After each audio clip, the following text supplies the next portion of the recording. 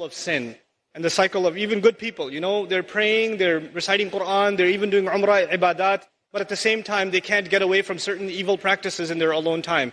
There are two parts of this problem. One of those parts is spiritual and the other part is psychological. And we have to address both of those parts. Let me start with the psychological only because most of the time when we have these discussions, we don't address the psychological side, we only address the spiritual side. So I'll try to address the psychological side of this a little bit.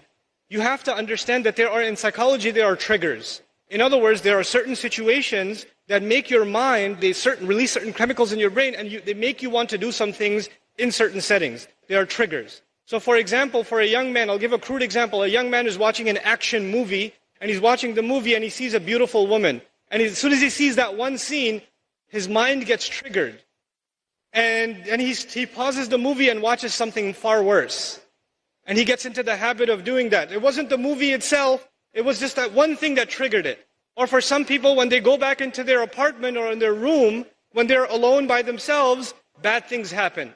When they're by themselves. And when they're at the masjid, obviously it doesn't happen. When they're with their friends, it doesn't happen. When they're on their own, it happens. So the first bit of advice for everyone here and myself is you have to identify, when does the sin happen? When I'm by myself. Where am I when it happens? What times does it happen? And if you can identify the problem times and the problem places and the problem situations, you have to try to change those situations. If you're a young man and you have a problem with, the kinds of things that are available on the internet and you're looking at those kinds of things, for example, put your laptop, put your mobile device, put it in the kitchen. So that your mother's walking by, your dad's walking by, and the mobile device, don't put it in your room. And parents, put that stuff in a visible place in the house. These screens are destroying our kids. Seriously. Then the other thing, the spiritual side of this problem.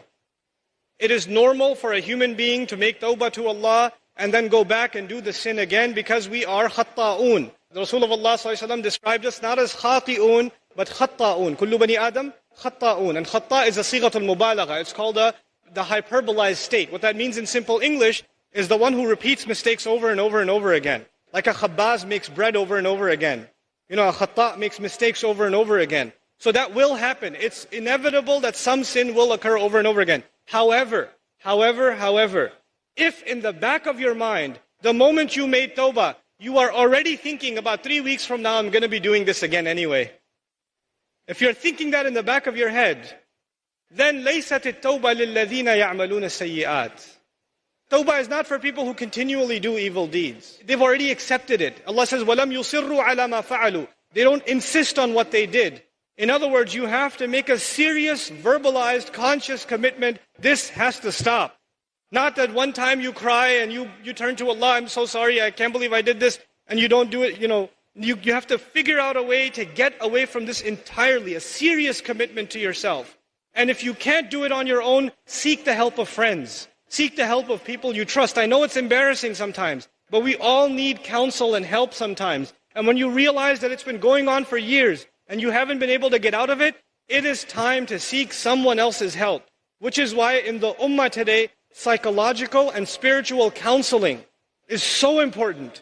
So many young people are in need of counseling and families are in need of counseling. That is one of the greatest priorities of this ummah because that will be a vehicle by which peace will be delivered to people.